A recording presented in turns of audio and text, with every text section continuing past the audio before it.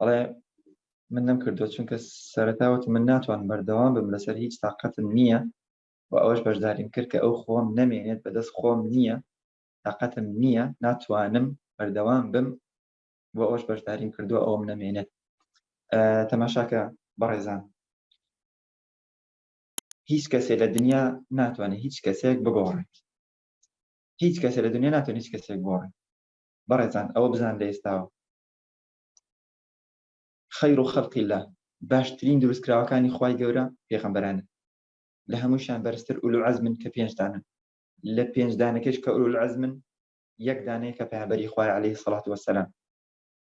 هەرچی مرۆڤایەتی کۆ بێتەوە بە هەر 124,000 پێغەمبەرەکەوە، بە هەر 5 ئولو عەزم و بە پێغەمبەری خوا صلی الله علیه وسلم، هەرچی مەلائیکەتی ئاسمانەکان و زەوی هەیە کۆ ببنەوە، ناتوانن تۆ بگۆڕن، ناتوانن تۆ بگۆڕن، چکە خوای گەورە بڕیوێتیەوە ئەفەرمێ إن الله لا يغير ما بقوم حتى يغيروا ما بأنفسهم. خوای گەورە هیچ گەل و قومێک، هیچ نەتەوەیەک، هیچ ئینسانێک ناگۆڕێت حتا لە ناخی خۆیانە خۆیان نەگۆڕن.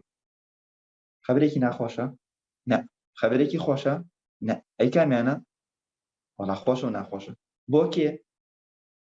قسەکەی ئەو کابرای من بیرەکەوێتەوە ئەمریکیەکە هێنری فۆردە پێما بێ، ئەڵێ ئەگەر تۆ بڵێ فڵانە شت دەتوانم بیکەم ڕاستەکەی، ئەگەر فڵانە شت بڵێ ناتوانم بیکەم هەر ڕاستەکەی. یعنی ئێستا تۆ ئەڵێ خویەکم هەیە خراپە، بێتاقەتیەکم هەیە وایە و ئینشاءالله هەوڵدەم بیگۆڕم، من ئەڵێم ڕاستەکەی دەگۆڕی. ئەمە قسەی نازانم هاوکۆڵێ گەشە پێدانی مرۆیی و تەنمی بەشەری و موتیڤیشن ئەمانە نیە، حقیقەتە لەلایەن ڕەب العالەمینەوە. ئەو کەسی کە ئینسانەکانی دروست کردووە، ئەو کەسی کە شارەزایە بە ئێمە، ئەو کەسی ورد و دریشتی ئێمە ئەزانێ، پێش ئەوەی دروستمانکە، پێش ئەوەی مەلاین ساڵ بێ ئەزانێ ئێمە چۆنین، پێکاتەمان چۆنە، چی ئەەکەین. ئیرادە و ویستی داوە پێ ئێمە، ئیرادە و ویستی داوە بە ئێمە، هێز و گۆڕانکاری داوە بە ئێمە بۆ ئەوەی چی پێمان ئەڵێت هیچ کەسێک ناتوانێت تۆ بگۆڕێت. و خوای گەورەش ئێمە ناگۆڕێ، هەتا ئێمە ناخی خۆمان نەگۆڕین. پێغەمبەران تەنها تەئسیرەکەن، ڕاهێنەر تەنها تەئسیر لە تۆوەکە، مامۆستا تەئسیر لە تۆوەکە، دایک و باوک تەئسیر لەسەر تۆوەکە. ئەوە تۆی قەراری نیهایی ئەدەی، ئەوە تۆی دەستەکەی بە گۆڕانکاری. ئەزەن و خۆشەویستان، هەر ئینسانێک لەم دنیاەدا ئەبینی خۆشبەختە، خۆشحاڵە، کەسێکی باشە، بە وزەیە، لە هەر دقەیەکە بەرەو پێشەچێت، کەسایەتێکی بەرزی هەیە، کەسایەتێکی باڵای هەیە، ئینسانێکە لە ناخی خۆیان بەرزە و خاوەن علمە، ئیرادەیە، لە نەک نەفسی خۆیان دانیشێ خۆی تەریق بێتەوە لە خۆی، نە، ئەو ئینسانە بەهاو بەرزە بینی، ئەو بزانە ڕاهێنانی کردووە، بیری کردوێتەوە، ڕاهێنانی کردووە لەسەر بیرۆکەکانی خۆی، لەسەر خەیاڵاتەکانی خۆی، لەسەر ئەوەی خۆی بنیاد بنێ. ئەبینی لە پۆلێکە 30 تەڵەبەی تایە، لە پۆلی یەکی سەرەتاییەوە دەست پێ ئەەکەن، حتا پۆلەکان ئەبڕێن چەنە هاوڕێ بەیەکەوە ئەڕوات. باشە، ڕەنگە ڕۆژانێک ئێمە لەگەڵ کۆمەڵی هاوڕێمانە بووینە لە مەکتەب، شەوانیش بەیەکەوە ئەخۆ، شەوانی چین و ماڵی یەکتر، یا من لە ماڵی ئەوان بنێ، ئەوان لە ماڵی ئێمە، بۆ ڕەنگە ئەوان لە مەکتەبە. لە ئەو کاتە من حەسوودیم پێ، نە حەسوودی مانای حەسوودی خراپەکەنە، مانای غیبتەم پێ بردبنێ. بۆچی ئەوە نەزیرەکەن لە هەموو دەرەجەکانە 20 لە 20 و 58 لە 60 و 95 و 98 لە 100 و ئەمانە 100 لە 100یان هێناوە. بۆچی ئەوانە، بۆچی ئێمەوانی؟ باشە، ڕۆژگارێک وا هەمومان ڕۆشتوینە.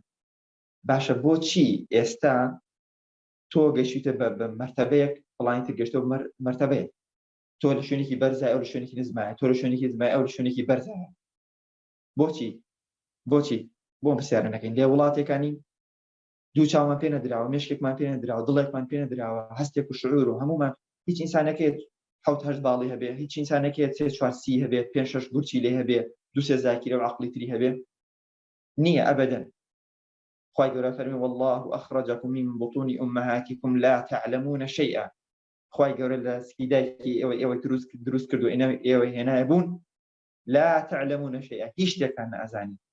وجعل لكم السمع والبصر والأفئدة لعلكم تشكرون. بیستن، بینین، دەستگاکانی بیستن و بینینی پێدان، دڵی پێدان، بیرکردنەوەی پێدان، فؤادی پێدان، بۆ ئەوەی چی؟ لعلكم تشكرون، بۆ شکری خوای گەورە بکەن و چی بکەن؟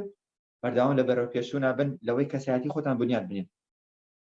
زۆر گرنگە ئازیزان ئینسان واز لە بەهانە بێنێ، واز لەو ژیانە بێنێ کەم پێشتر وا بوومە من ناتوانم، هەر زۆر تەبیعی دەستخۆش ڕاستەکەی ئافرین، من پێم ناکرێت دەستخۆش ئافرین زۆر ڕاستەکەی، من ژیان بۆ قسە لەسەر خۆمەکەم، بۆ بیکەم، بۆ دەست نەکەمە گۆڕان لە خۆمە. ئەمە قسەکەیە لە هەر کوێک هاتوومە لێرە بۆست، لە هەر کوێکۆ هاتوویتە چۆن هاتوویتە بۆستە لێرە.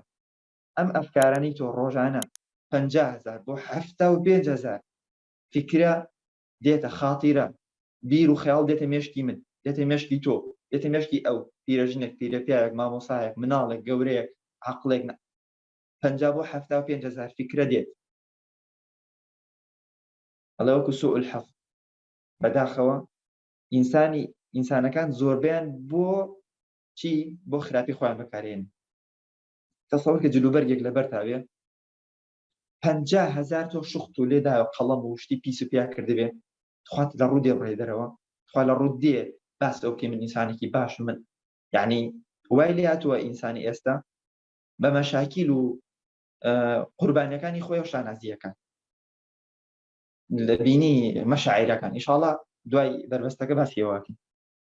خۆی عەزیزان و خۆشەویستان زۆر گرنگە، زۆر گرنگە لێرە بۆستی، زۆر گرنگە لێرە نوقتەیەک دانیت. خۆشەویستان حەزەکەم ئەم شتەیە بزانن، تۆ بۆ شتێک هاتوویتە بۆ ئێرە، تۆ بۆ شتێک هاتوویتە بۆ ئێرە کە پێشتر نەتبووە، بۆیە دەبێت شتێک بکەیت کە پێشتر نەکردووە. حەسەنی بەسریە فەرمێت گەورەترین نیعمەت لەسەر ئینسان وجودێتی لە حەیاتە، لە ژیانە گەورەترین نیعمەتە. ئەزانین چەند خۆشە ئێستا لە ژیانای، ئەزانین چەند خۆشە ئێستا هاتوانی بە تەوبەیەک هەموو ژیانت بگۆڕی سفریکەیتەوە حسابەکەت. ئەزانی هەرچی مەویسی هەیە، هەرچی بێئومێدی هەیە توانی ئێستا بڵێ شت بەخوای گەورە لای ئەدەم و دەست پێ یەکەم. ئەمە قسەکەیە گەورەترین نیعمەتە. کاکە هەرچی ئیمانێکتە بۆ ئێستا دەی خواییە ئەو من تاوە دەستەکەم بگۆڕە.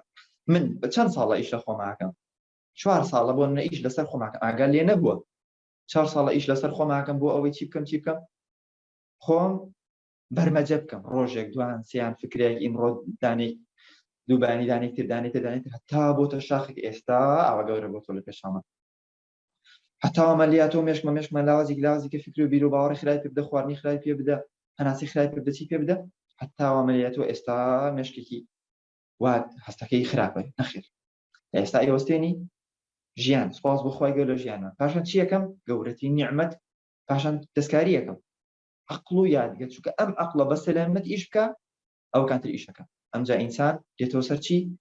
عەقڵێکی تەندروستی هەبوو، جەستەیەکی تەندروستی هەبوو، ئیمانێکی تەندروستی هەیە، ئیمانێکی تەندروستی هەیە. ئەو کاتە تۆ بە عەقڵێکی تەندروستەوە بەلاشەیەکی تەندروستەوە بەرەو ژیان ئەڕۆی، ئیمانێکی زۆرت هەیە، ئەو کاتە زانی ژیان چەند خۆشە بێت. کەواتە ئازیزان خۆشەویستان وەکووتمان تۆ هاتووی بۆ ئێرە بۆ ئەوەی شتێک بەدەستبێنی پێشتر نەتبووە، کەواتە ئەبێ شتێکی کەچی پێشتر نەتکردووە، یعنی بێ ژیان بگۆڕێ لە بیر و باوەڕ، لە خۆت، لە دەوروبەرت، لەو ڕاهێنانی ئەیکەی، یعنی هەستکەم ڕاهێنانی ئەیکەی ژیانت ئەگۆڕێ. وەکو هەنێک بەشداربوومان هاتووتیتی لە سەرەتاوە من نازانم چییە چۆنە چیم لێ ئەکات، بەڵام إنك لن تكون قائدا ناجحا حتى تكون جنديا مطيعا. قەت ناتوانیت سەرکردەیەکی سەرکەوتوو بی هەتا وەکو سەربازێکی گوێڕایەڵ نەبی. سەربازی گوێڕایەڵ ئەوەی کوێرانە بێ، بەڵام ئەوە ئەکا بە جوانی بە دیقەتەوە کە پێی ئەڵێت، یعنی بۆ نمونە ئەڵێت بەربەستی فڵان ئەڵێ ئامادەم، یعنی باوەڕ کە بەڕێزان بەشداربی وا هەیە، ئەڵێ ئەمڕۆ بەربەسمان هەیە، ئەڵێ بەیانی تۆ بەربەستتر ئامادەیە و شەڕ ئەویش تریشە بڕێت، یەکی دانێکی تریشە بڕێت، ئەو بەربەست تێکەشکێنی، ئەڵێم ڕاهێنە بکات بە جوانی ئەکات زیاتریش ئەکات، ئەوەکە زیاتریکە. باشە زۆر گرنگە تۆ کەسێک بی لە ناخی خۆتە خۆت بکەیتە قائیدی خۆت یەکەم جار. بەڕێزان زۆر گرنگە لە ناخی خۆتە خۆت بکەیتە قائیدی خۆت، نەک واسواس، نەک شەیطان و بیر و باوەڕی خراپ، نەک قسەی ئەم و ئەو. ڕۆژانە مەلاین دۆلار ئەدرێت لە سۆشیال میدیا بۆ ئەوەی بیر و باوەڕی تۆ بگۆڕێت، بۆی تۆ کەسێکی وەکو ئیماندارێک وەکو کوردێک تۆ تێک بشکێنێ.